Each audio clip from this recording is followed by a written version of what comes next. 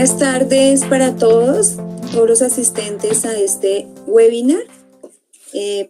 Agradecemos mucho su participación, agradecemos mucho el que estén acá presentes y les agradecemos que por favor mantengan por un momento la cámara y los micrófonos apagados para no interrumpir la presentación de nuestros expertos. Bueno, para todos este webinar está dirigido y está programado por la Asociación Colombiana de Salud Pública. Queremos agradecer especialmente a las universidades que se vincularon, a la Universidad del Rosario, a la Universidad de Santander y al Instituto Nacional de Salud Pública de México, que nos están acompañando en este momento. Vamos en breve a dejar en cabeza de la bienvenida del doctor Juan Eduardo Guerrero, el presidente de la Asociación Colombiana de Salud Pública, que nos va a dar un breve saludo. Muchas gracias. Yo quiero agradecer en forma especial, en nombre de la Asociación Colombiana de Salud Pública, a nuestros expertos invitados, a la doctora Claudia Vaca, al doctor Leonardo Briceño y al doctor José Ramos, invitado internacional.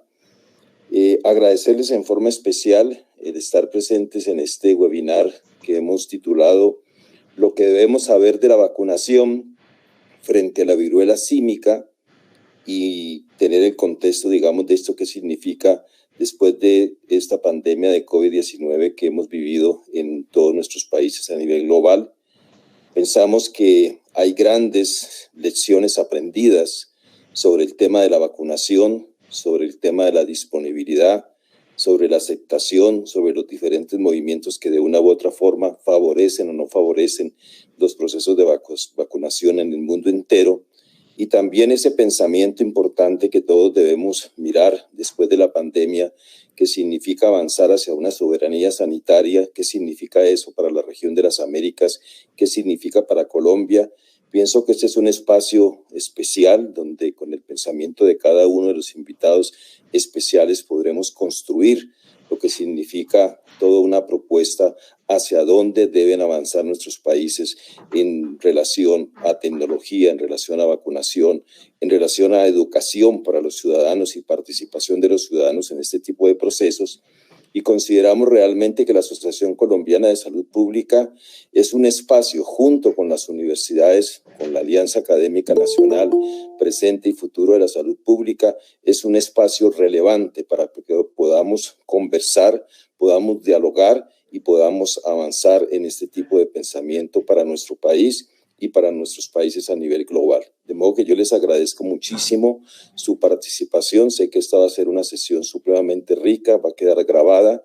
Sabemos que estas grabaciones tienen su efecto en la academia, son utilizadas en procesos académicos y por eso nos interesa desde la Asociación Colombiana de Salud Pública propiciar este tipo de espacios.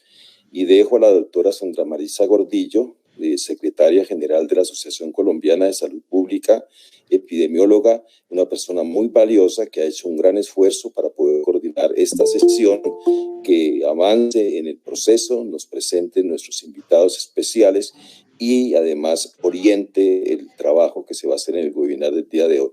De modo que, Sandrita, muchísimas gracias. Queda en tus manos la sesión. Muchas gracias a todos por la participación y a los que han llegado a nuestra sesión, que tenemos ya prácticamente 40 personas, 41 personas. Me parece muy valioso agradecerles muchísimo el estar con nosotros. Esta es una retribución importante para la Asociación Colombiana de Salud Pública y sabemos que esto traerá réditos para todo lo que se hace en salud pública en nuestro país. Muchísimas gracias.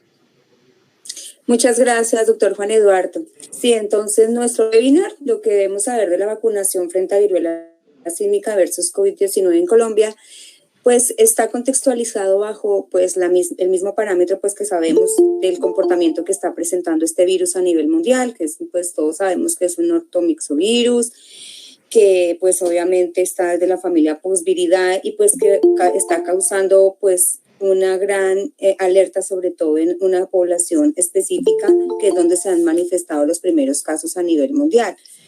Teniendo unos datos así muy someros de lo que está sucediendo en Colombia, pues al 2 de noviembre, de acuerdo a los datos que nos está compartiendo el Instituto Nacional de Salud a través de la página del instituto, entonces nos dice que en Colombia se están presentando 3.523 casos a la fecha. De esos 3.523 casos, pues la mayoría de los casos están presentes en Bogotá con 1.838, Antioquia con 1.004, Cali con 271, Santander con 76, Cundinamarca con 74, le sigue casos en Risaralda, 26 casos en Barranquilla, 26 casos en el Valle del Cauca, 24 en el departamento del Meta, 16 casos en Calda, 12 en Cartagena, 11 en el Cesar y 10 en el Quindío, pues hablando, digamos, que los departamentos que presentan el mayor número de casos en el país. También tener en cuenta que de estos casos, de acuerdo a la caracterización que se ha hecho, el 97.3% corresponde a casos en hombres y el 2.7% casos en mujeres. De estos, en total, nos han sumado 5.459 casos que han sido analizados, de los cuales se han descartado 1.936 casos, de acuerdo pues a las últimas estadísticas que nos ha proporcionado el Instituto Nacional de Salud. Y se están haciendo actualmente el seguimiento a 375 casos de contactos confirmados. También tener en cuenta pues que es una enfermedad que no tiene pues lo que habíamos mencionado, es que no tiene una letalidad tan marcada y tan amplia como la ha tenido el COVID-19, donde el riesgo de fallecimiento, digamos, por el actual brote a nivel global, que pues sabemos que es endémico para países africanos de África Central y Occidental, es del 0,04%. Esas cifras según pues lo que nos hemos indagado desde la Organización Mundial de la Salud, que equivale a unas 10 veces más bajo que el del COVID-19. El pasado, digamos, 20 de octubre, el Ministerio de Salud y Protección Social pues nos informó de que se iniciaban un memorando de entendimiento para las negociaciones de la vacuna, y de acuerdo a ello pues estamos entonces abordando unas inquietudes y unas preguntas que nos han suministrado el público y algunas de las personas que están digamos en este momento en el webinar y de los asociados. De acuerdo a eso pues vamos a iniciar con el grupo de panelistas. Voy a iniciar la presentación.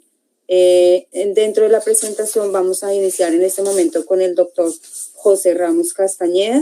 El doctor José Ramos pues sin seguir la equidad de género, pero pues de acuerdo a lo que hemos organizado, vamos a dejarlo a él en este momento que inicie el panel. Queremos agradecerle mucho al doctor José Ramos Castañeda el estar presente. Él es químico farmacéutico, biólogo, maestro en ciencias de biología celular y doctor en ciencias en biología de la Universidad Nacional Autónoma de México. Tiene un postdoctorado en el Albert Einstein College of Medicine de Nueva York y de la Universidad de Michigan. Es investigador visitante en el Departamento de Infectología del Instituto Nacional de Ciencias Médicas y de Nutrición de Salvador de Subirán, investigador en Ciencias Médicas y miembro del Sistema Nacional de Investigadores Nivel 2 en el Instituto Nacional de Salud Pública de México y en el Centro de Investigación sobre Enfermedades Infecciosas pues también adscrito a este instituto. Es profesor de virología del Instituto Nacional de Salud Pública y es un investigador que, digamos, que ha tenido bastantes direcciones, digamos, de tutorías académicas a nivel de doctorado en ciencias biomédicas, en ciencias biológicas y en la maestría y doctorado de ciencias médicas de la Universidad Nacional Autónoma de México. Es revisor de varias revistas científicas. Muy bien, yo les voy a hablar un poco de del contexto global de la viruela de simio. Algunas de las diapositivas sirven de pie a abordar más adelante, así que no voy para abundar las vayamos a discusión, podemos abundar en esos aspectos. ¿Me pasa la siguiente, por favor? Esta es una línea de tiempo de la transmisión de la viruela símica. Como ustedes pueden ver, inicia por ahí de 1970. Estos son, digamos, este inicio es el inicio de la transmisión documentada en humanos. Y digo documentada porque el virus se caracterizó y se aisló desde fines de los 50, en 1958, en un reservorio de estos donde tienen simios de experimentación en Europa. Entonces, el virus muy probablemente circulaba ya entre los humanos muy en 1960. De hecho, si uno revisa la filogenia, o sea, la historia evolutiva de este virus, se considera que este virus se separó de los otros poxvirus pues por ahí de hace unos 560 a 860 años. Entonces, estamos hablando de un virus que ha sido transmitido desde mucho tiempo atrás, del que fue documentada las infecciones en humanos. Como bien lo mencionó Sandra, hasta más o menos del inicio de los, digamos, endémico, allí ocurrían los casos, desafortunadamente, y las muertes. Pero en 2002 se da un brote en Estados Unidos, y allí es muy significativo que el brote en realidad se documentó muy bien, que fue producido por unos, vendieron en una, y en realidad es viruela símica porque se caracterizó en 1958, pero este virus circula en muchas especies animales. Después de este brote epidémico en el 2000, virus, sino que nos saltamos hasta allá, o sea, 2020, esta emisión, digamos, en múltiples países de este virus. ¿Me pasas la siguiente, por favor? Aquí en estos datos del CDC, ustedes pueden ver cómo están distribuidos los reportes de casos. El tamaño del circulito es proporcional al número de casos, y se puede ver que el brote inicia en algún lugar entre Inglaterra y España, y en Europa se extendió muy rápido. Allí tienen los números por Estados Unidos y Brasil, aunque desde luego creo que este es del 31 de octubre, sí, tenemos 77,000 casos totales. Esto es en el mundo, ¿no? Y lo que resulta interesante es que digamos que de los países donde el virus circulaba endémicamente, que esas son las bolitas azules que ustedes pueden ver allí en África, pues se pasó de 7 países endémicos a 102 países que reportan casos en este 2022. ¿Me pasa la siguiente, por favor? Aquí pueden ver ustedes un poco la curva epidémica. Mundialmente, pues ustedes pueden ver que julio, agosto, por allí tenemos el pico mayor, pero ha ido disminuyendo la transmisión bastante pronunciadamente a partir de entonces. Les estoy poniendo nada más el caso de Colombia y de México. Tenemos una transmisión muy similar, tanto en términos de números absolutos como en términos de las poblaciones de riesgo. Entonces, básicamente, Colombia, México y otros países de Latinoamérica se comportan más o menos igual.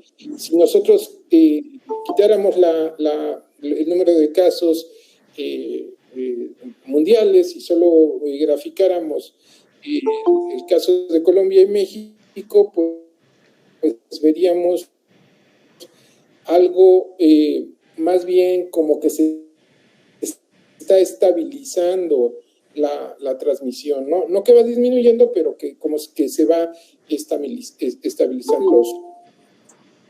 Los dos países que son los que más reportan al 31 de octubre, pues son Estados Unidos y Brasil. Entonces, la transmisión en América es muy importante. La siguiente, por favor.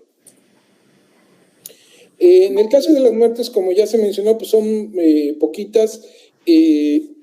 Aquí podemos ver el número de muertes en el mundo, las acumuladas, pero pues si vemos, desglosamos los números, en realidad, pues Brasil y Estados Unidos han sido los países más afectados, y si ustedes relacionan la otra columna donde dice categoría, pues van a ver que el siguiente país que se ve más afectado en términos de mortalidad, pues es Nigeria, pero allí ya ha habido circulación endémica de este virus. ¿Me pasas la siguiente, por favor? Como ustedes pueden ver, los grupos de edad son mayores de 20 años y hasta, digamos, 50 y algo de años. Esto contrasta mucho con lo que sucedía en África, en la transmisión endémica, porque esos eran básicamente grupos menores de 20 años los que eran más afectados. Y otra cosa que es muy importante, y ustedes lo pueden ver en la gráfica que va junto a en la gráfica de líneas que va junto a la de barras, ahí se está graficando el número reproductivo básico, o sea, la intensidad de la transmisión entre los hombres que tienen sexo con hombres y los que no, digamos, son hombres que no tienen sexo con hombres, o los otros, digamos, los otros grupos de personas. Y entonces, como se puede ver, la transmisión entre hombres que tienen sexo con hombres es altísima, altísima. Mientras que en la población que no tiene sexo de hombres que no tienen sexo con hombres, pues es muy baja la transmisión, no llega ni siquiera a pasar el 1, ¿no? Entonces, tiene estas dos características que es muy importante considerar cuando se hable de los grupos a los que se les debe de vacunar. La siguiente, por favor. La intensidad de la transmisión, o sea, ha sido ya globalmente, ustedes pueden ver en esa tabla, en el último renglón, pues relativamente baja, ha sido de 1.29 en el R0, y los cálculos a futuro, lo que nos dicen es que va disminuyendo la transmisión, lo pueden ver en la gráfica de líneas adjunta a la tabla. Entonces, lo que estamos viendo en este momento y las proyecciones hacia adelante es que la transmisión en realidad va a disminuir muchísimo. Y esto tiene relación con dos factores. El primer factor es el grupo de riesgo en el que se inició la transmisión, ¿no? Este grupo de hombres que tienen sexo con hombres. Y las características particulares de este grupo social. Entonces, y además la existencia de la vacuna. Entonces, lo que estamos estimando para el futuro es que se pueda controlar muy bien la transmisión y eventualmente regrese a los niveles, desafortunadamente, que se van a seguir en África, no así en el resto del mundo. La siguiente, por favor.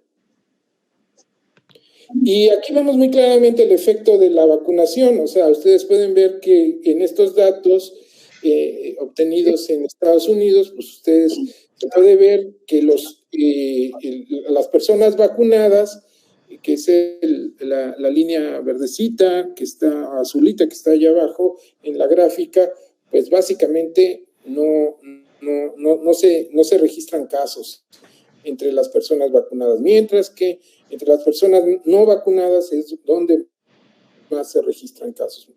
Pasa la siguiente, por favor. Y bueno,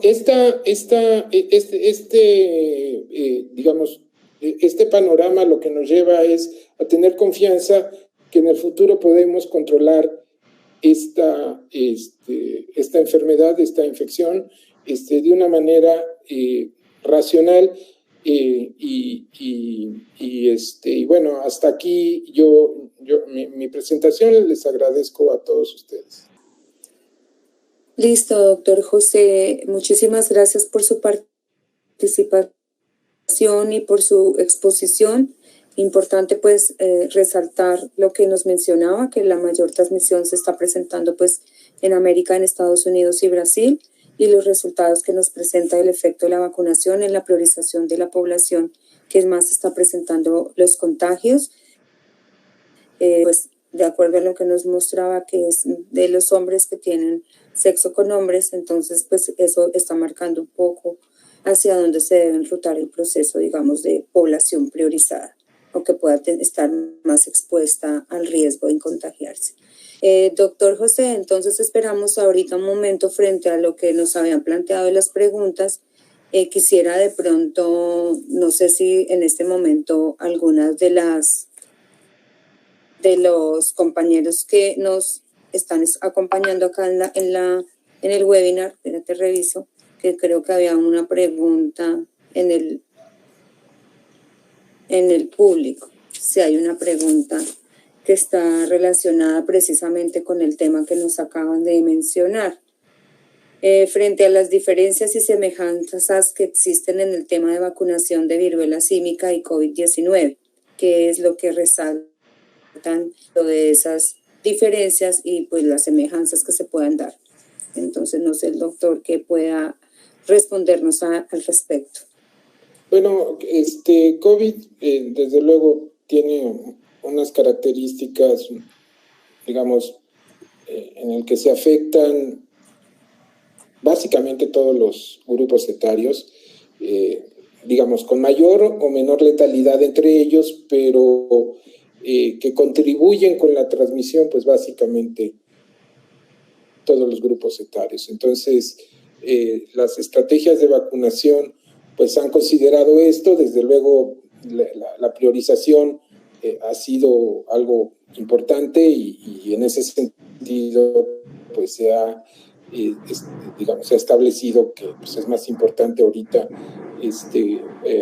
vacunar y darle los refuerzos a las personas mayores y que tienen comorbilidades. Esto es básicamente en todo el mundo. Y bueno, pero también cubrir a los niños, ¿no? Y eso creo que en casi todo el mundo ya se está llevando a cabo. Entonces, la estrategia para COVID es muy clara, es toda la población y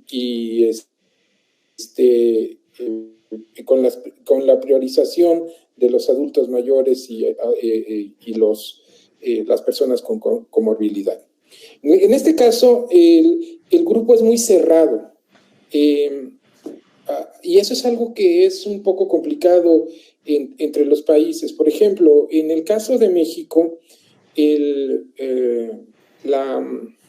la política es de detección de los casos y de aislamiento. En primer lugar, porque no hay vacuna en México, pero en segundo lugar, porque no hay una intención, una voluntad de adquirir la vacuna, hasta por lo menos hasta donde uno entiende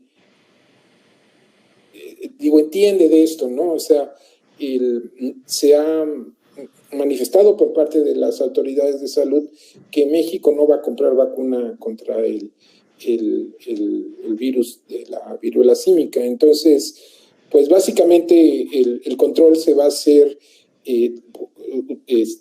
aislando a los casos que se puedan presentar. No conozco el sistema en Colombia, así es que no podría mencionar esto, pero lo que sí puedo mencionar es que hay poca vacuna. Hay poca vacuna. La estimación de la Organización Mundial de la Salud es que en el mundo hay 16 millones de dosis de vacuna. Y entonces, cuando uno piensa en términos de la población que se requiriera proteger, pues esos 16 millones se acaban rapidísimo, ¿no? Pero hay que considerar también otra cuestión, que los países que tienen el poder económico para adquirir las vacunas, pues ya básicamente las acapararon, ¿no? Sucede un poco como lo que pasó en el caso de COVID, en el que las vacunas, el abasto de vacunas fue básicamente para países que pudieron pagar las vacunas en su momento. Entonces, yo creo que es muy clara la estrategia en este caso, pues hombres que tienen estrés, mayores de edad, de 18 años en adelante, y priorización por digamos, prácticas de riesgo. Entonces, a mí no me parece eso muy difícil. Lo que me parece difícil es que haya vacuna para que puedan vacunarse. Pues no sé si Colombia tenga en particular el gobierno de Colombia tenga una declaración en particular al respecto, pero como digo, en México hay una declaración muy clara de que no se van a comprar vacunas para esta infección. Muchas gracias, doctor José Ramos. Entonces, damos en este momento, le podemos dar la presentación de la doctora Claudia para que ella nos apoye e inicie pues el proceso también de apoyarnos frente al tema y pues en el contexto de Colombia, que ella está pues mucho más empapada de la temática de lo que sucede en el país. Entonces, para todos los que se están uniendo, muchísimas gracias. Hay personas que están todavía ingresando, entonces vamos a dar la bienvenida a la doctora Claudia Patricia Vaca González.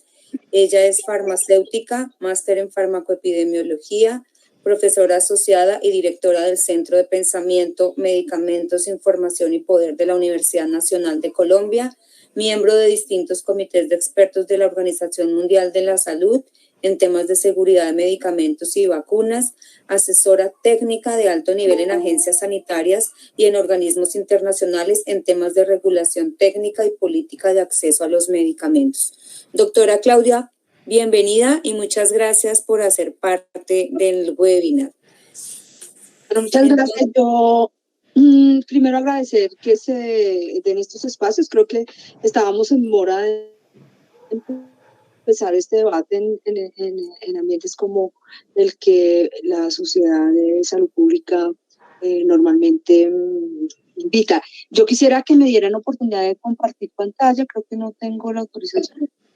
Mientras se presenta, en realidad es una guía, porque lo que yo intenté en realidad es abordar algunos de los temas y algunas de las preguntas y dudas que normalmente se han hecho en diferentes foros, en diferentes espacios sobre la vacunación y la disponibilidad de la vacuna contra la viruela símica en el país y en América Latina. Y empezaría diciendo, tal vez, que los esfuerzos que se han hecho desde el Centro de Pensamiento, Medicamentos, Información y Poder y una plataforma, un PEN público que hemos impulsado durante muchos años y que jugó un papel importante en el COVID-19, que se denomina Decisiones Informadas sobre Medicamentos de Alto Impacto. Lo que hemos intentado es mantener un poco la dinámica tanto de la información, la poca información que va surgiendo sobre el asunto, pero también poner en el debate público aquellos elementos que pueden ser más relevantes para que la opinión pública, pero también la academia pueda ayudar a tener suficiente información, pero también a impulsar decisiones que estén no solamente basadas en evidencia, pero que sobre todo reconozcan la importancia de cambiar la forma como operamos en la distribución y el acceso a las vacunas, después de haber aprendido unas lecciones bastante duras de lo que pasó con la distribución y la disponibilidad de vacunas para COVID-19.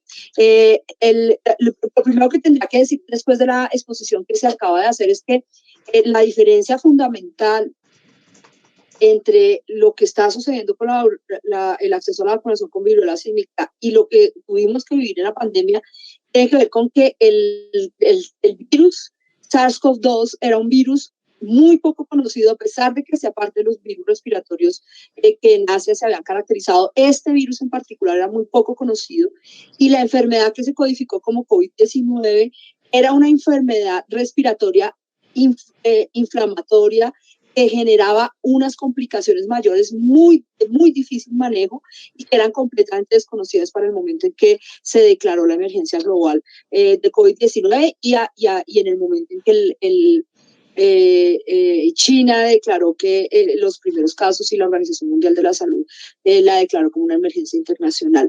No teníamos vacunas, no conocíamos el virus, no conocíamos la enfermedad, no teníamos vacunas, no teníamos tratamiento y nos estábamos enfrentando a un contagio acelerado que empezó en Asia, se fue extendiendo por Europa con unas presiones sobre la atención de los sistemas de salud, independientemente de los ingresos. O sea, vimos como se presionó el sistema de salud de Alemania, y, España, Italia y otros países que nos hicieron poner y alertar en América Latina, pero que una vez empezó este virus a trasladarse geográficamente hacia nuestra región, pues nos vimos en una situación cada vez más crítica. La siguiente, por favor.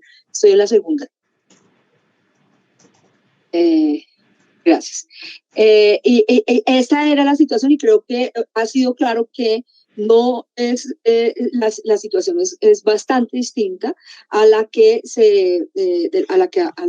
estamos viviendo con la viruela símica, en términos de conocimiento del virus, en términos del tipo de contagio, en términos de la caracterización de la enfermedad, del manejo de la enfermedad y la disponibilidad de una vacuna. La siguiente, por favor. Lo cierto es que, y esta es tal vez, si me hubieran dicho una diapositiva, esta era la diapositiva que quería mostrar, pero pues he hecho unas notas para poder orientar la presentación y sobre todo para que los asistentes puedan tener alguna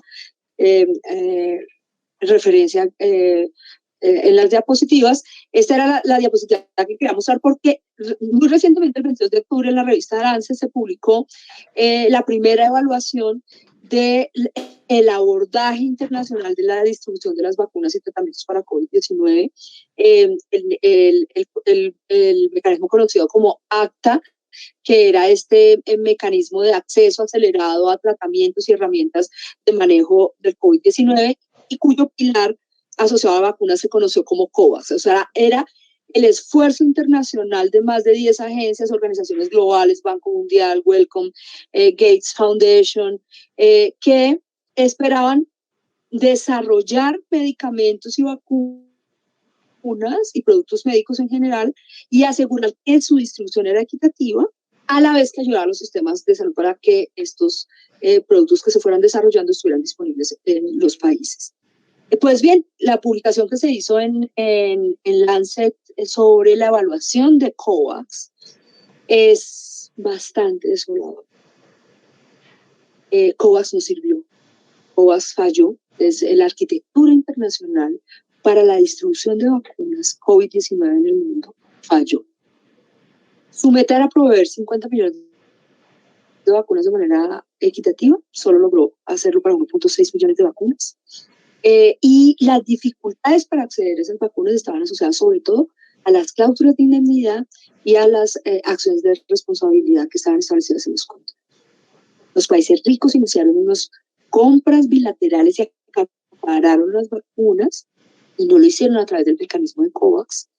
Y esta revista dice claramente que la falla estratégica más importante de COVAX tiene que ver con la ausencia de un enfoque para países de bajo y medio ingreso, la ausencia de una gobernanza para garantizar que mejoraba o que se garantizaba una distribución equitativa y de acceso y de financiación para estos países, y que los países en general de bajo y medio ingreso llegaron a la conclusión de que no las hicieron. Quienes pudieron tener acceso a vacunas lo hicieron porque lograron acceder a las negociaciones bilaterales a unos precios escandalosos y embargando los presupuestos públicos a futuro, con unas deudas gigantescas. Ese es el balance, esa es el cierre del análisis de lo que en principio fue la estrategia internacional para el acceso a vacunación. Un fracaso en la arquitectura y en la forma como operó. La siguiente, por favor. Lo cierto es que cuando se estaba diseñando ese mecanismo y los países enteros quienes trabajamos en estos asuntos, los investigadores, las organizaciones de la sociedad civil, la academia, incluso muchos gobiernos del sur global, mientras se avanzaba en el desarrollo de las vacunas que no existían, unos desarrollos de vacunas que se hicieron con un mecanismo competitivo, no colaborativo, protegido por patentes, secretos industriales y sin ninguna transparencia sobre los precios. Más de 100 proyectos de vacunas, 120, en algunos casos llegamos a identificar más de 200 proyectos de inicio de análisis de posibilidades de desarrollo de vacunas para COVID-19. Lo que nosotros decíamos era, pues paralelamente a esta carrera armamentística en la que se convirtió el desarrollo de las vacunas COVID-19, deberíamos tener 4 elementos para garantizar una mejor manera de distribuirlas. Uno era que se retomaran las capacidades de producción allí donde fuera posible para garantizar que cuando estuvieran disponibles escalábamos la producción en diferentes lugares y no se encontraban en condiciones de desequilibrio en la distribución aquellas regiones en donde no había capacidades de producción, que eran 2 regiones fundamentalmente, África y América Latina. Lo segundo era que sugeríamos que se estableciera una agenda diplomática muy fuerte para facilitar la vacunación escalonada y homogénea, este problema de gobernanza que después hoy llegamos a la conclusión de que nunca existió, que era indispensable hacer una transparencia total de la información relacionada con los precios de compra para que se evitaran especulaciones entre países y competencia por quienes tuvieran más capacidad de pago, y sobre todo que el conocimiento asociado a los procesos de producción y transferencia de tecnología fueran completamente libres de patente y que pudieran estar públicos para que rápidamente se escalara el acceso a ese conocimiento y se pudiera tener esa disponibilidad. Nada de esto pasó, ya lo vimos en el artículo de Lancet que evaluó la arquitectura y la estrategia internacional para la distribución de vacunas COVID-19. Y parece que estamos repitiendo la historia en la viruela símica, a pesar de que son condiciones muy distintas en las que se están generando el contagio, está destruyendo o se está produciendo la vacuna, y a pesar de que esta vacuna además era conocida con anterioridad.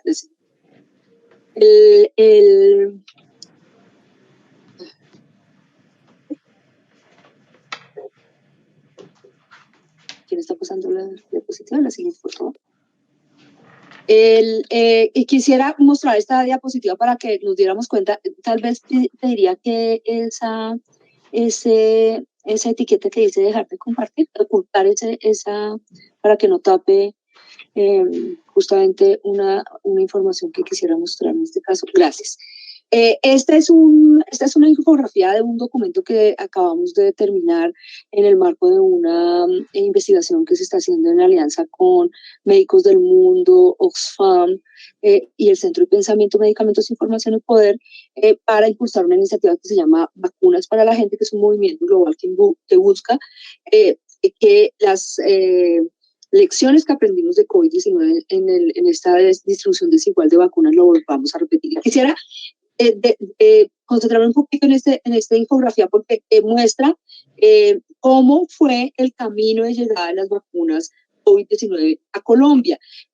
Cuando se establecieron los planes nacionales de vacunación y en particular el Plan Nacional de Vacunación de Colombia, este era el panorama global del desarrollo de vacunas. Había 8 vacunas desarrolladas, 4 en Asia, Sputnik y todas estas vacunas Sinovac, Sinopharm y otras vacunas, y había 4 vacunas desarrolladas en Occidente, las basadas en una nueva tecnología completamente desconocida hasta ese momento y hasta ahora aún, que era la tecnología de ARN mensajero, que era la vacuna de Moderna, la vacuna de Pfizer, una vacuna que estaba basada, o 2 vacunas occidentales que estaban basadas en tecnologías conocidas, en virus inactivos de adenovirus, que era la vacuna de Janssen, desarrollada también por Estados Unidos, o sea, 3 vacunas desarrolladas por Estados Unidos, y una de Europa que era desarrollada por la Universidad en alianza con AstraZeneca, también basada en adenovirus. Este era el panorama de las 8 vacunas, que de esa carrera de más de 100, incluso llegar casi a 200 proyectos de desarrollo, eran las que estaban más avanzadas y en eso se basaron la mayoría de planes de vacunación del mundo. Colombia le hizo una apuesta súper fuerte a las vacunas occidentales, estas 4 que están a este lado. Pfizer, AstraZeneca, Janssen y Moderna. La vacuna de Sinovac, que era la vacuna asiática, fue la última que arrancó a negociar el gobierno colombiano cuando vio que Pfizer no le iba a cumplir los planes de entrega y cuando se dio cuenta que AstraZeneca y Oxford, que era la vacuna que se estaba promoviendo a través del mecanismo de COVAX, no lograba cubrir las dosis que se requerían para el país ni para América Latina. Cuando vio que ni Pfizer, ni Moderna, ni Janssen le iban a cumplir con las entregas, se aceleró rápido a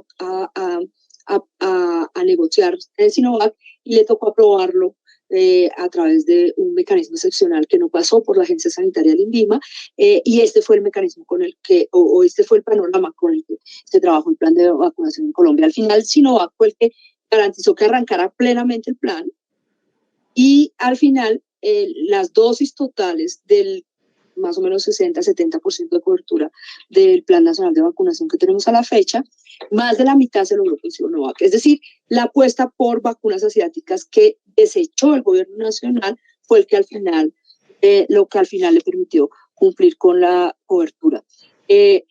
Pero siempre en unas condiciones de incertidumbre sobre el plan de entregas y en un tire y afloje, sobre todo en el primer trimestre del plan de vacunación, debido a que Pfizer, Janssen y Moderna habían hecho los acuerdos de entregas priorizando los países ricos que le habían pagado por adelantado en los precios altos que después hemos descubierto eran precios tan altos como el que a los que compró el gobierno colombiano la dosis de cada una de esas vacunas. Quisiera hacer una nota pequeña sobre Janssen. Esta vacuna llegó muy tarde a Colombia como parte del Plan Nacional de Vacunación. Era una vacuna de una sola dosis en su momento. Después los refuerzos han venido equilibrando similares a las demás vacunas. Pero la manera como Colombia accedió a la negociación con Janssen fue a través de un acuerdo de acceso prioritario una vez terminara el ensayo clínico de Janssen, pero dándole prioridad a través de un ensayo local de Colombia que fue aprobado con un protocolo acelerado y del cual hemos pedido varias organizaciones de la sociedad civil datos sobre el consentimiento informado y sobre las condiciones en las cuales se hizo el acuerdo para ese protocolo de investigación en Colombia. Es decir, Colombia negoció a precios muy altos a través de compras bilaterales y también multilaterales de la OPS estas vacunas, incluida la vacuna de Sinovac, pero en particular la de Janssen la hizo en el marco de una priorización de un ensayo clínico e incluida donación de dosis que llegaron tardíamente, hace muy poco, al país como parte pues de la estrategia de acceso al número de dosis que le permitiera cumplir con las metas que se había planteado. Entonces este fue el esquema y así llegaron las vacunas a Colombia. La siguiente, por favor.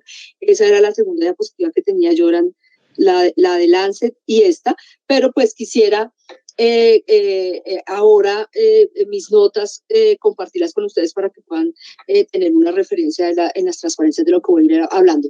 ¿Qué pasa con la vacuna de viruela símica? Ya se dijo que hay una sola empresa que produce y distribuye la vacuna, es una empresa que es Bavarian Nordic, que tiene el monopolio global de esta vacuna, pero a diferencia de lo que pasó con COVID-19, que gran parte del plan de vacunación nuestro se basó en unas vacunas que eran usaban una tecnología completamente nueva, en este caso utilizan una tecnología supremamente conocida. La tecnología que se usó durante muchos años para el desarrollo de muchas de las vacunas que utilizamos en el plan ampliado de inmunización, que es el uso de embriones de pollo o de huevos de pollo que permiten el crecimiento del virus y después su purificación, escalamiento y producción, y tal vez es el mecanismo más sencillo, más conocido, más escalable en poco tiempo que pudiera existir comparado con estas nuevas tecnologías de las cuales estábamos hablando.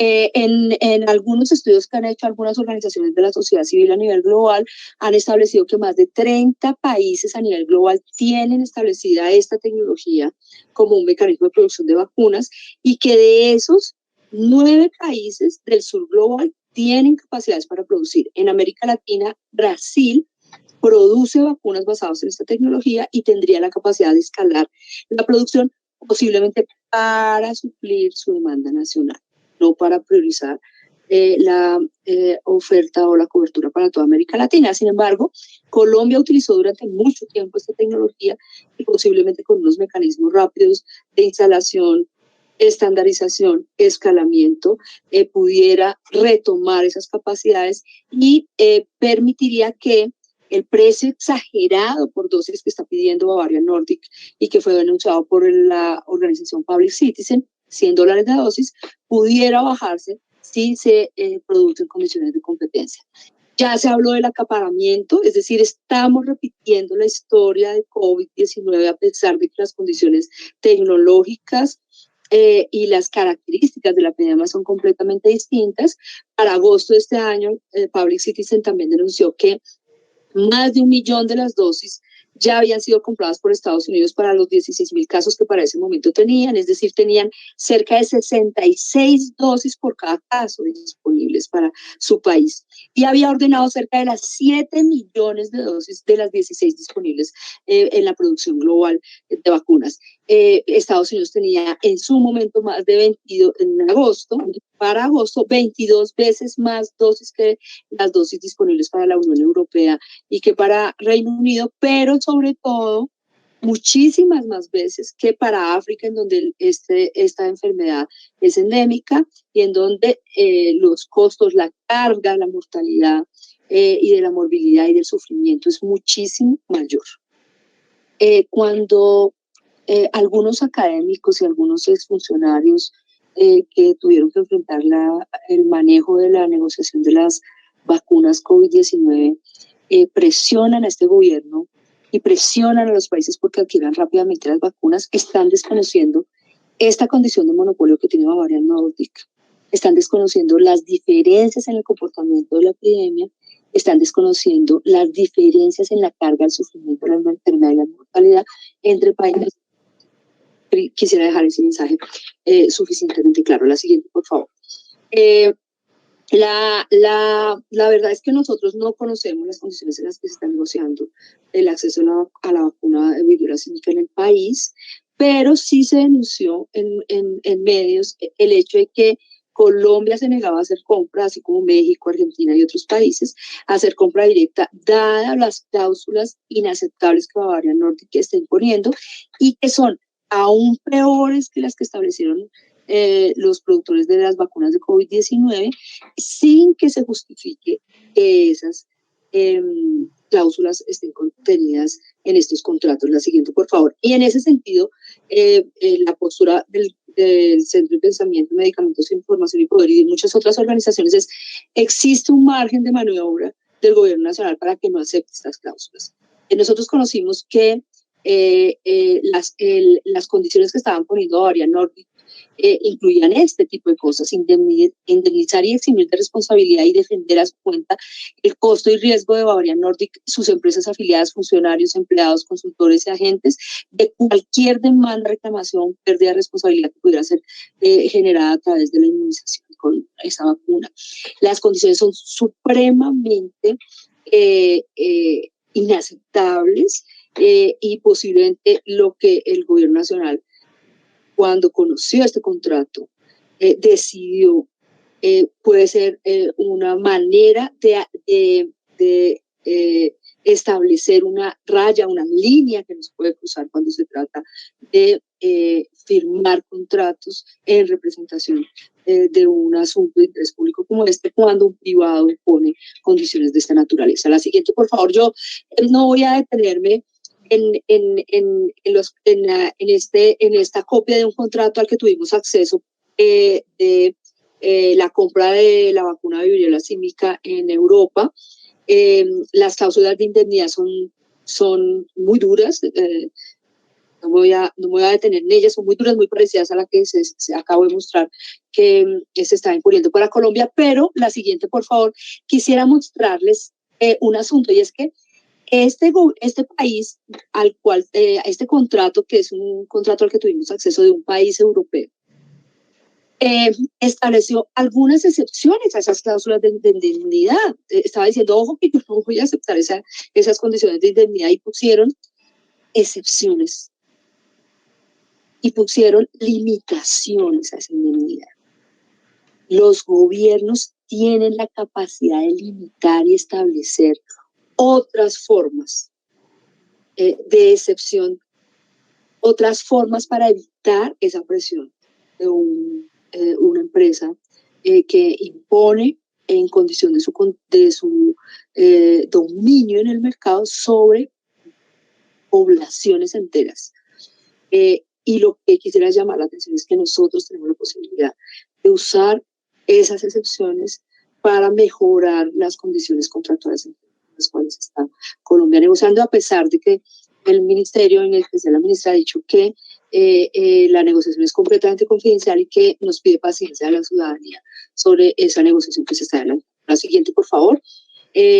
Quisiera decir que nosotros tenemos opciones de cambiar las cláusulas, pero también de dar oportunidad de reducir los precios para establecer en condiciones de competencia otro precio.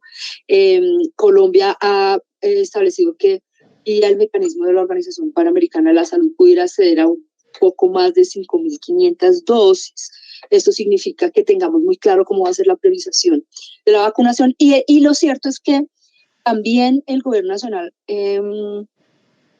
comentó e informó a la ciudadanía que había logrado una donación de dosis de la vacuna de la viruela símica, gracias a que Colombia participaría en un ensayo clínico que estaba coordinando la Organización Mundial de la Salud, y esto le significaría un número adicional de dosis donadas, no compradas. Las críticas de algunos académicos y miembros del equipo negociador de las vacunas COVID-19 no se hicieron esperar, han sido muy duros, a pesar de que este mismo mecanismo, el de la donación vía priorización de la participación en protocolos de investigaciones clínicas, ya se usó para COVID-19 en otras condiciones y en una enfermedad con otras características. Pero hasta el momento, y tal vez esta es la crítica más grande al gobierno, no conocemos cuál va a ser el plan de vacunación y cuáles son los criterios de priorización de la población, cómo accedería las personas que no participan del protocolo de investigación, pero sobre todo, ¿cuál es esa pregunta o cuáles son esas preguntas que el protocolo y que la investigación que se va a hacer en el país pretende resolver, de manera que se entienda con claridad que en condiciones la población que se priorice para la vacunación va a acceder a uno u otro mecanismo? Esta transparencia es una de las exigencias que seguimos haciendo desde la sociedad civil, y tal vez si hubiese suficiente claridad, suficiente transparencia y comunicación del ministerio sobre estos asuntos, tendríamos una presión menor de quienes están impulsando una compra acelerada en las condiciones leoninas que el laboratorio Varian Nordic está imponiendo al país. La última tal vez es la de los mensajes, que creo que están suficientemente claros. La última diapositiva, por favor, están suficientemente claros.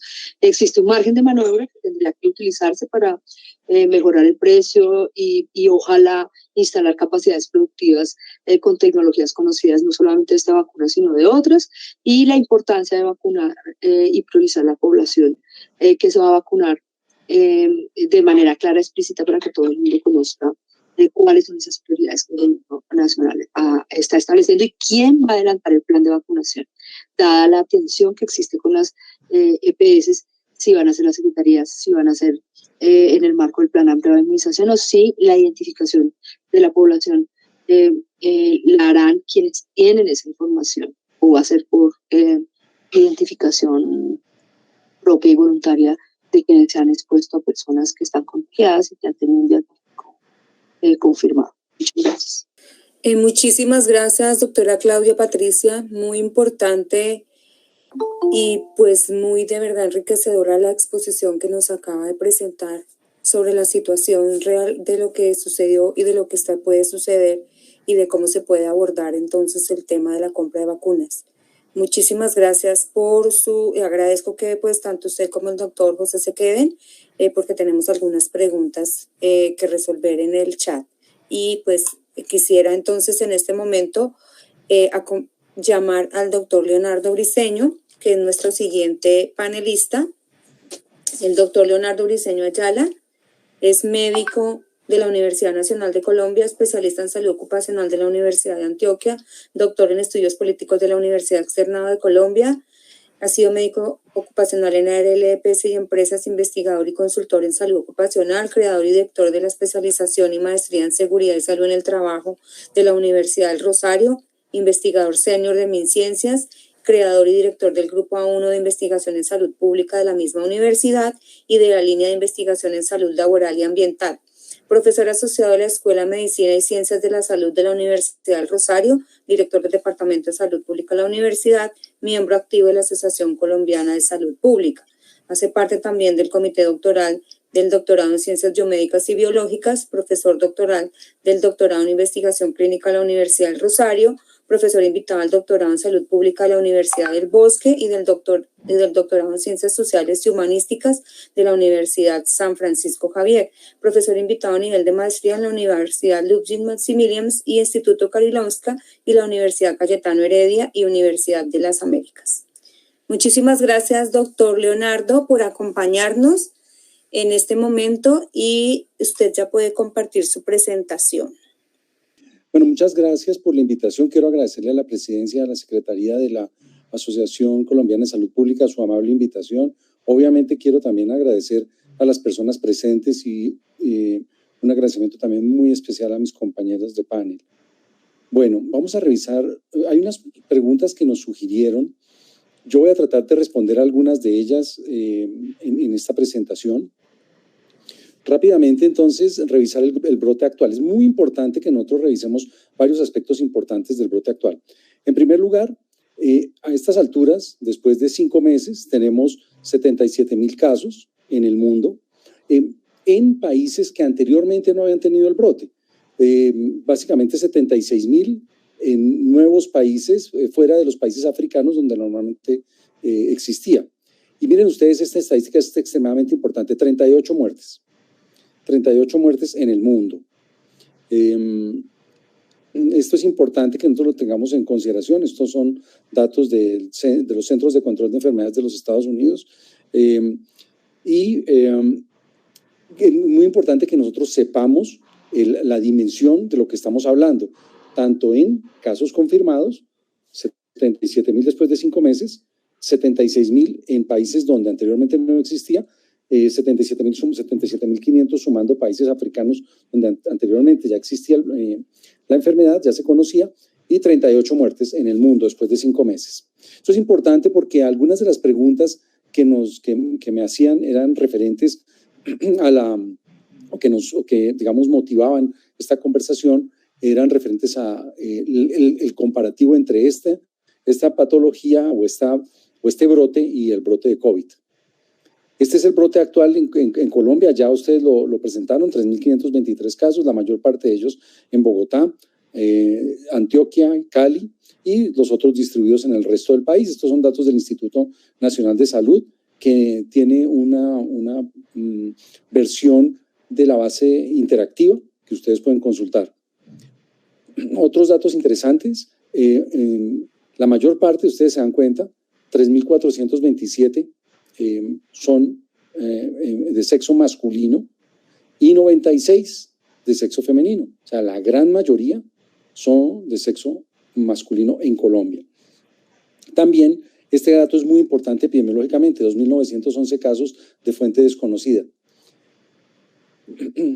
Que es importante porque lo que nos muestra es que necesitamos hacer un esfuerzo importante en ese sentido. Yo quiero comparar un poco para que ustedes lo tengan en consideración. ¿Qué pasaba en Colombia después de 5 meses? Ahora, en Colombia no hay datos, yo no encontré, no sé si alguien tendrá un dato mejor, pero no hay datos de mortalidad, en el sentido de que no hay muertes reportadas. No hay casos de muertes por ahora reportados. Exactamente. Bueno, esta es al 5.º mes COVID. Estábamos reportando 157 muertos diarios.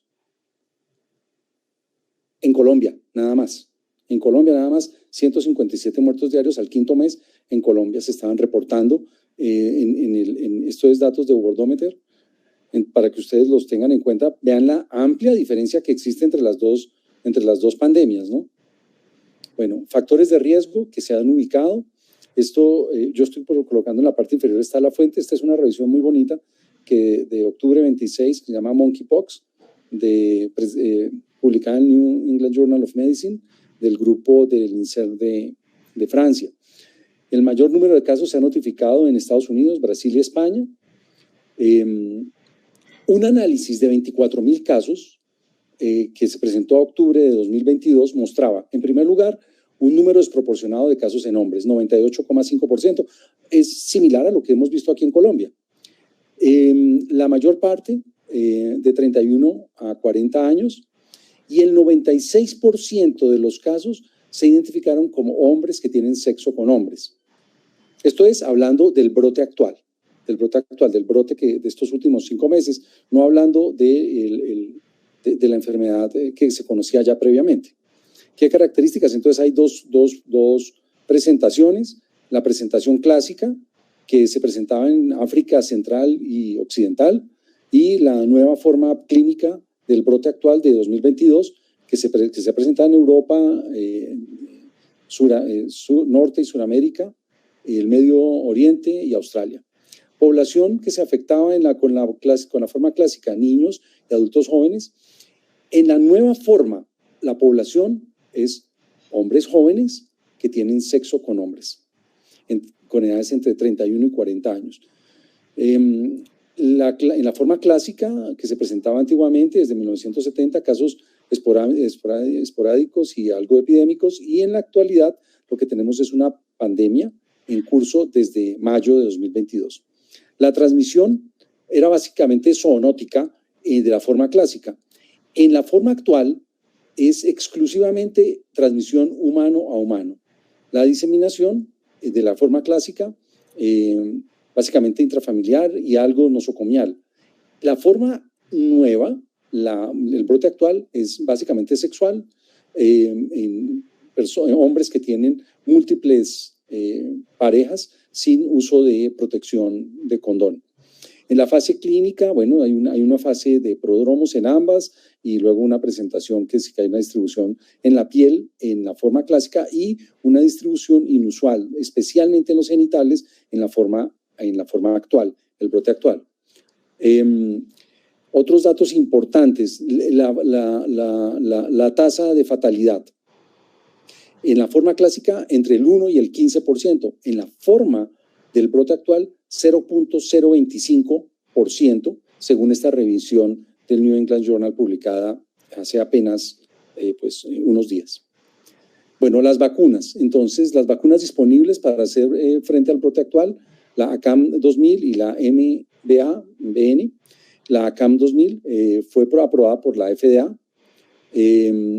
se asocia con riesgo de complicaciones cardíacas y la MVA-BN está aprobada para prevención en Estados Unidos, Europa, fue autorizada por la FDA en el 2019 para prevención de la viruela del mono. La MVA-BN ha recibido aprobación de emergencia en Francia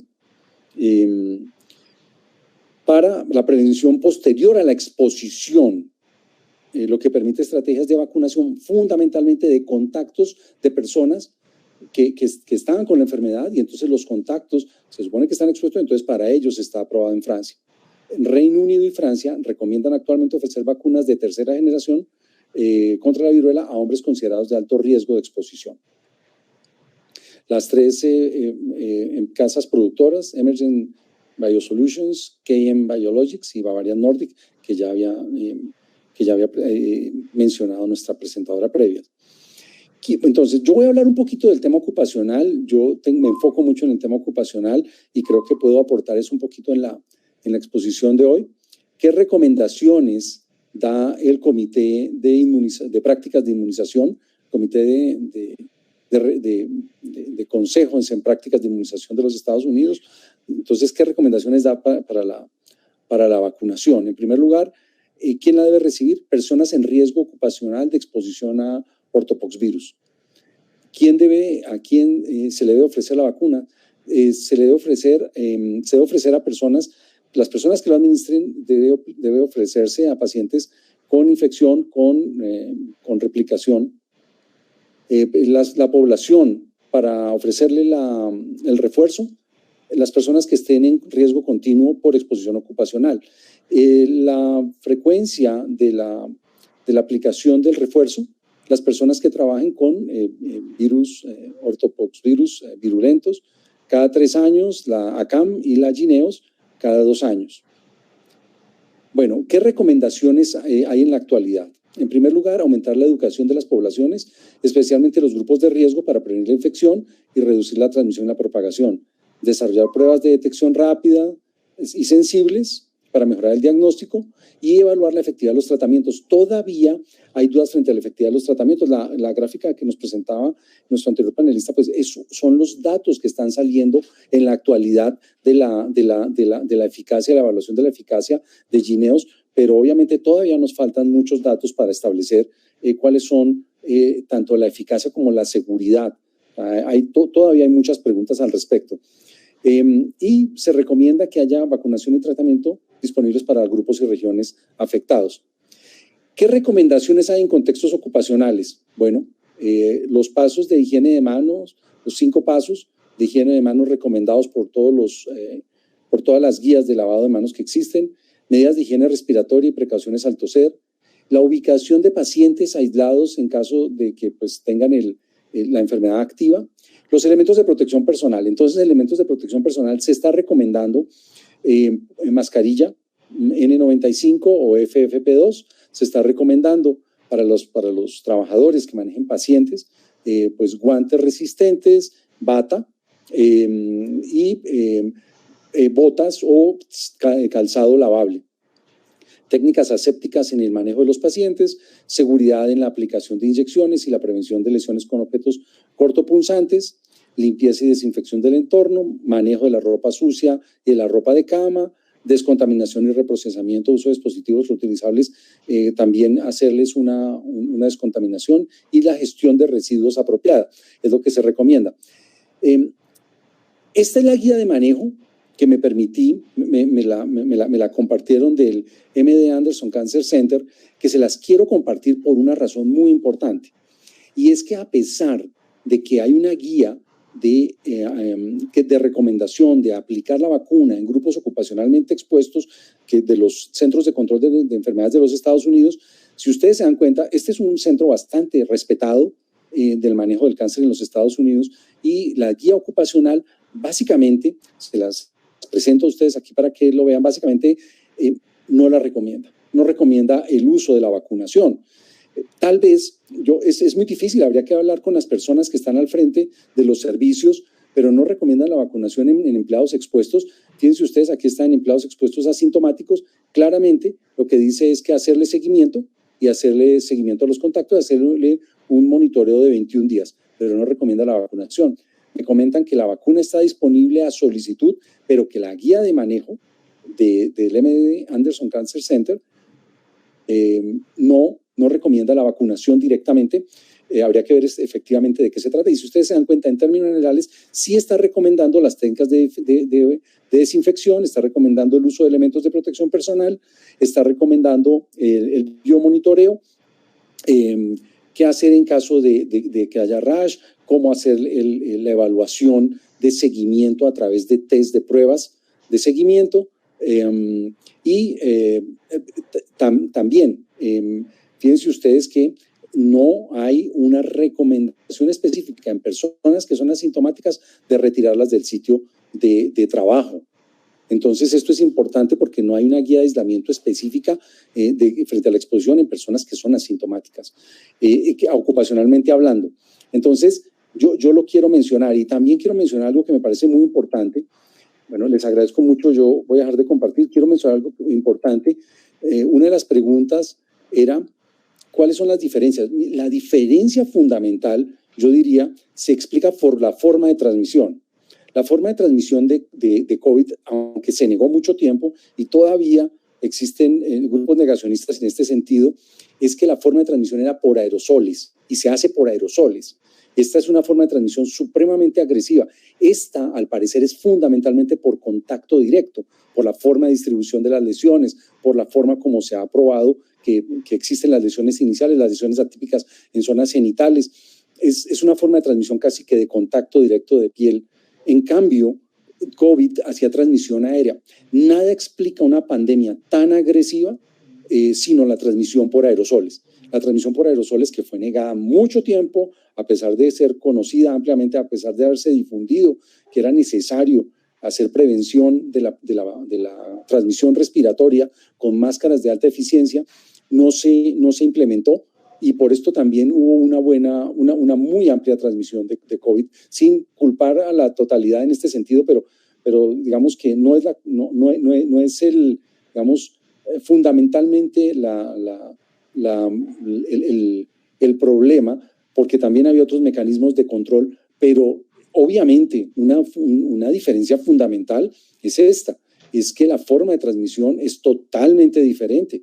Una transmisión que tenga contacto directo o que implique que solamente el contacto directo cara a cara durante mucho tiempo con las personas enfermas a través de transmisión que al parecer es fundamentalmente más que todo a través de gotículas en la viruela símica, que es muy distinta a la transmisión por aerosoles de COVID.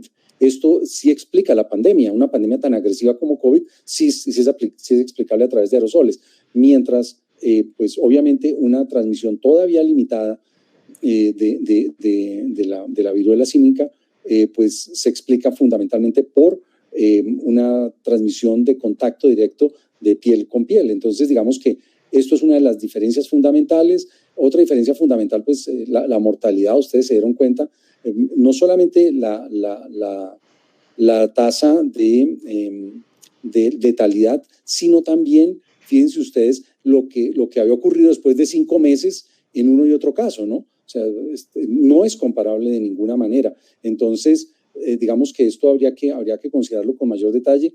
Tal vez lo que se está recomendando en este momento es hacer más estudios con las vacunas existentes. No hay, o sea, fíjense ustedes, no es comparable.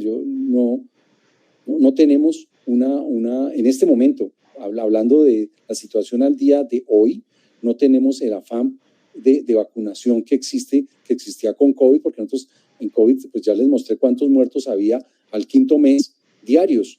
En cambio, nosotros no tenemos al 5º mes todavía estos indicadores tan agresivos frente a la viruela símica. Entonces, estamos hablando de 2 formas de transmisión totalmente distintas. Estamos hablando de 2 comportamientos pandémicos. Son pandemias ambas, pero son totalmente distintas, por lo menos en los datos que hay disponibles hasta ahora que podemos analizar. No sé si esto cambie, no tengo ni la menor idea, pero lo que nos dicen las cifras a hoy, pues es evidente, ustedes la pueden examinar, son totalmente transparentes las cifras en este sentido, y obviamente nos encontramos ante 2 situaciones que son totalmente distintas, tanto en la distribución la mortalidad y obviamente la vacunación. Estamos hablando de dos patologías totalmente diferentes por lo que vemos en las cifras hasta hoy, que es lo que yo les puedo presentar. Muchísimas gracias. Doctor Leonardo, muchas gracias. Una contextualización muy importante desde el trabajo pues, que se puede realizar desde salud ocupacional y la importancia para los trabajadores de salud de las medidas que se deben tomar y pues obviamente las directrices que se deben de alguna manera empezar a instaurar para poder manejar de la mejor manera esta pandemia. Muchísimas gracias por todos sus recomendaciones y sus valiosos aportes. Hay algunas preguntas en el chat que quisiera de pronto compartir con los panelistas. Quisiera que por favor hay una pregunta en especial que la hace Rudalicia. ¿Cómo lograr la cobertura vacunal en población que tiene relación de hombres con hombres, teniendo en cuenta las situaciones de discriminación a la que esta población está expuesta? No sé si de pronto alguno de las personas, de los panelistas nos quiera apoyar con esta respuesta.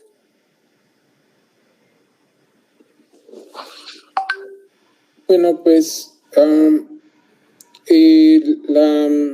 digamos, este grupo social ha aprendido mucho de la experiencia de HIV, ¿no? Y es un grupo que es muy activo en la reivindicación de sus derechos. De hecho,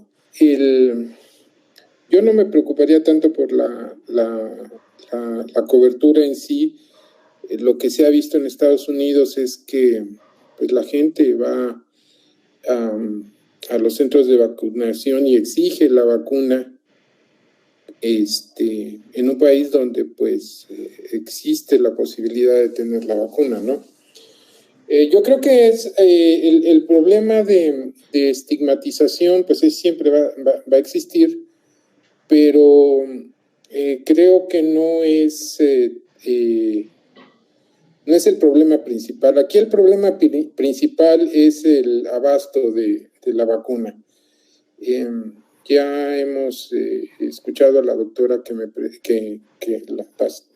la doctora que habló de este tema en particular, y yo creo que ese es el punto. O sea, pues no hay vacuna, simplemente, o sea,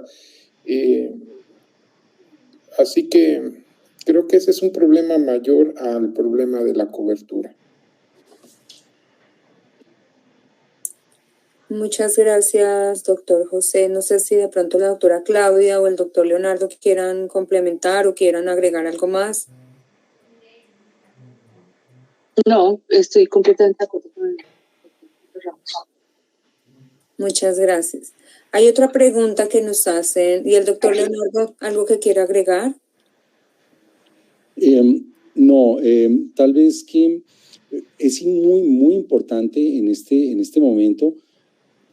Para nosotros, para COVID fue una de las soluciones, la solución más importante tal vez fue la vacunación.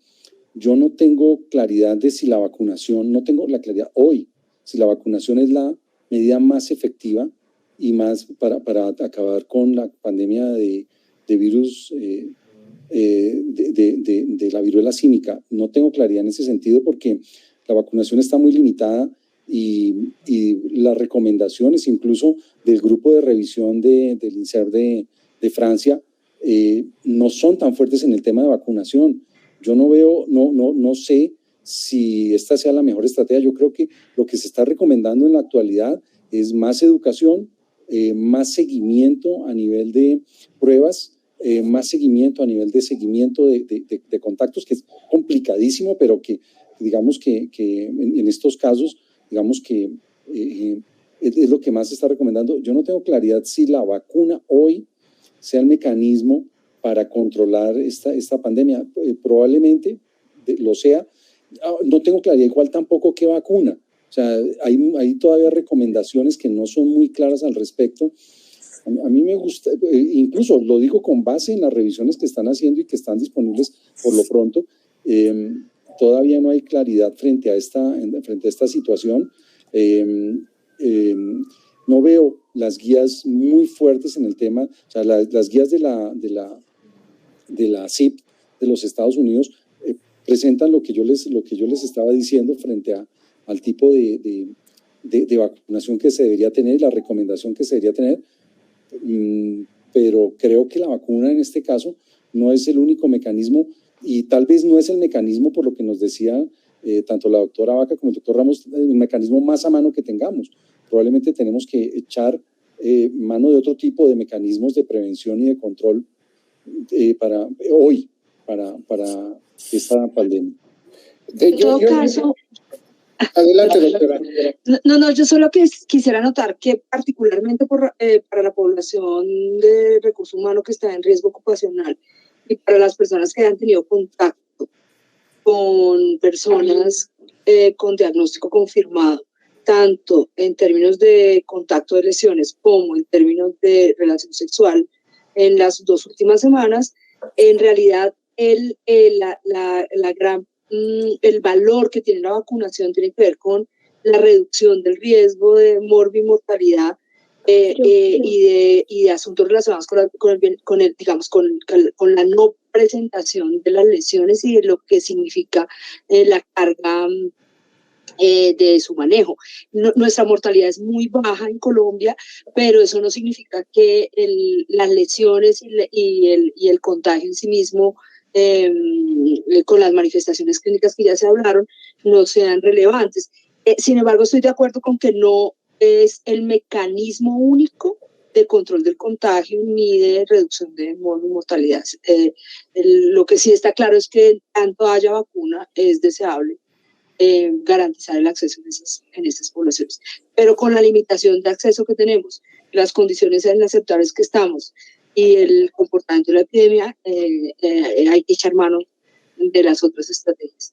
Yo quisiera mencionar algo que me parece importante. Yo creo que aquí choca la realidad y chocan los deseos y aparte de la evidencia científica. ¿Por qué digo que la realidad? Porque, bueno, no estaríamos hablando de esto si hubiera vacunas disponibles y a un precio razonable y sin problema, ¿no? Pues aplicarían en los grupos de riesgo y se acabó. O sea, creo que la realidad nos impone a revisar el concepto de la vacunación como control de esta epidemia en particular. Y digo por qué en particular, porque digamos como que la tendencia actual es a pensar en ella como una cosa, una epidemia que se va a controlar. Se va a controlar no por la vacunación únicamente porque, en efecto, hay muchos países que no tienen vacuna, sino por las medidas de control sanitario, las medidas que se conocen como no farmacológicas de control de una epidemia. Entonces, los datos que vemos en el comportamiento epidemiológico y los modelos matemáticos que existen para describir la trayectoria de la transmisión de esta epidemia, pues todos nos dicen que vamos hacia abajo en la transmisión. O sea, y sin tener un abasto de vacuna suficiente y efectivo para todo el mundo. Entonces, lo primero yo diría es un poco contextualizar esto porque digamos la evidencia científica que se pide en cuanto a la efectividad, en cuanto a la seguridad de las 2 vacunas que existen, que están disponibles, creo que uno también como académico debe también hacer el contraste, porque en particular la vacuna esta ACAM 2000 pues es una vacuna derivada de las cepas con las que se pudo controlar la viruela a nivel mundial. Entonces, estamos hablando de, aunque no tiene la tecnología que tiene la vacuna de Bavarian, que es un virus una cepa especial de virus de vaccinia que aparte está modificado y que trae como 50 patentes detrás de ella, y por eso es súper difícil que se pueda distribuir. Digamos, como que eso yo lo pondría en un segundo plano. O sea, sí, desde luego que todos esperamos tener números concretos, robustos y fiables, pero como digo, aquí están jugando varias cosas, ¿no? Las propias características de la población en riesgo, la transmisión, cómo los modelos nos están diciendo que se está moviendo la epidemia. Entonces, todo eso hay que sopesarlo a la hora de pensar en términos de la vacunación. Bueno, muchas gracias, doctor. Hay otra pregunta, dice que si las muertes por monkeypox son por enfermedades asociadas o directamente pues por el virus.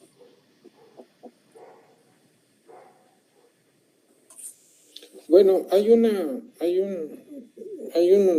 varios estudios en los que se ha observado que pues es diferente en los adultos en cuanto a este grupo especial de riesgo, porque muchos de ellos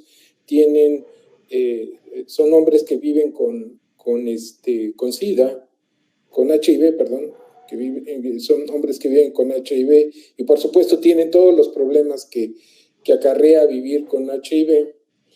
Y es diferente de las muertes que suceden en los niños en las zonas endémicas, que mueren básicamente porque tienen un sistema inmune deprimido por la malnutrición. Entonces, se podría decir que hay una situación de contexto en el que ocurren estas muertes, pero definitivamente mueren por la infección, ¿no?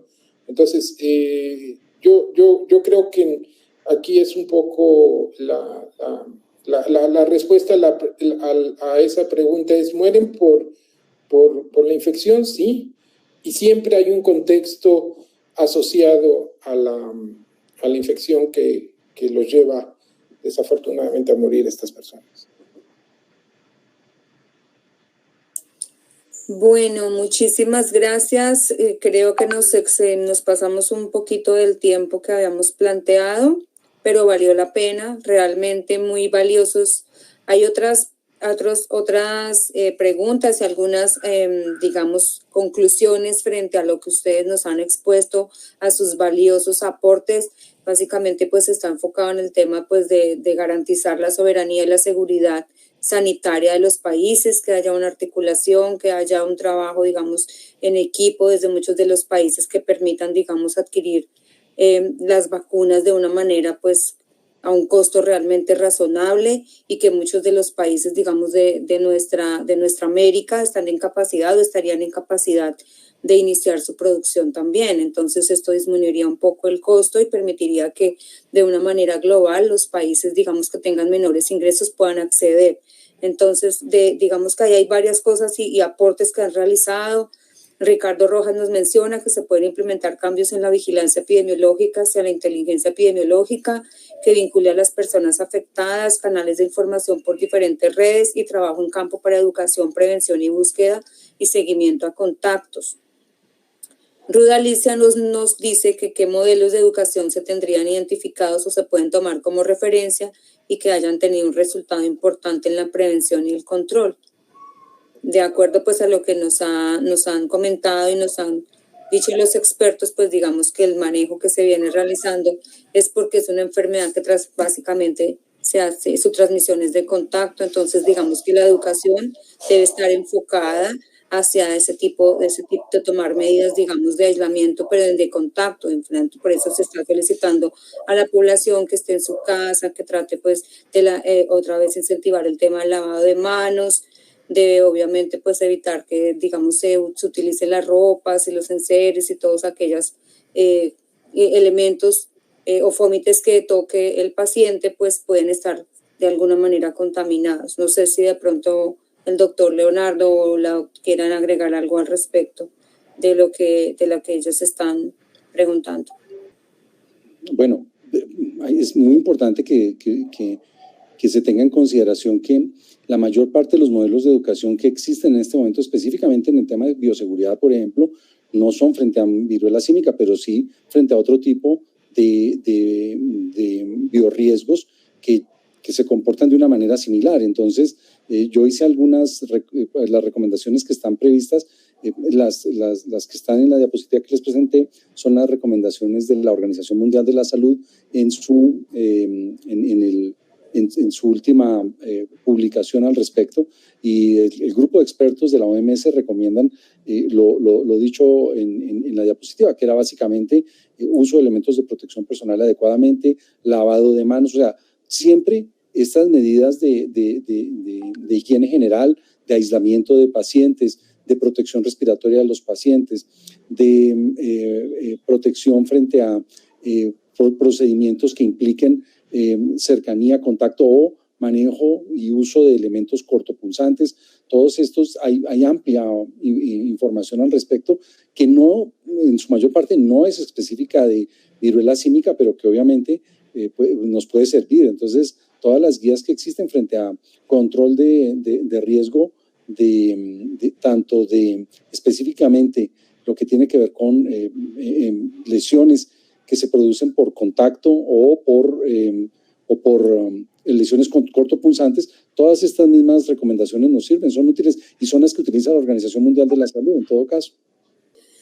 Muchas gracias, doctor. Sí, básicamente pues ya nos están colocando, les están agradeciendo mucho por la actualización, por la información suministrada, y también pues realmente resaltando que pues es un llamado a que, digamos, los entes encargados en nuestro país de pronto puedan iniciar la producción. Acá pues básicamente mencionan que pues el Instituto Nacional de Salud de nuevo otra vez retome la producción de vacunas y que pueda ser esta una de las posibilidades o de las alternativas que se puedan presentar para pues plantear, digamos, esa posibilidad, que es lo que pues, nos están comentando acá en el chat. El doctor Juan Eduardo creo que quiere dar el cierre ya, agradecerles a todos, agradecerles a las personas que se conectaron y que siguen aún conectadas por compartir su valioso tiempo para escuchar a estos valiosos y extraordinarios expertos que realmente nos ilustraron y nos dieron un margen y nos actualizaron en un tema muy relevante en este momento para la salud pública en Colombia y pues a nivel de las Américas y del mundo.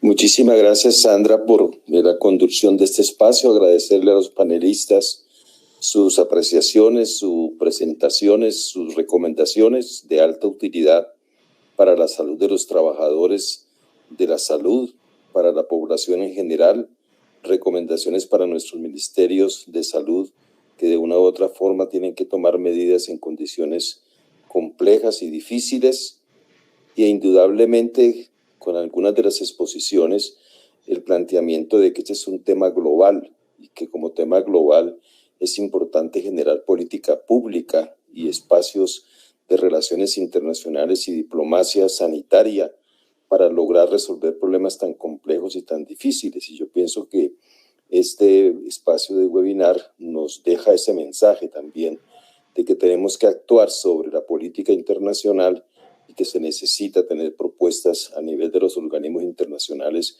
para evitar, digamos, las catástrofes y las dificultades que los países viven por disponibilidad de vacunas. De modo que muchísimas gracias por el espacio y que se repita y siga la Asociación Colombiana de Salud Pública mensualmente teniendo invitados de alta calidad, de alto valor, porque eso nos enseña, nos conduce y realmente genera un pensamiento reflexivo, crítico y genera política en salud pública. Muchísimas gracias.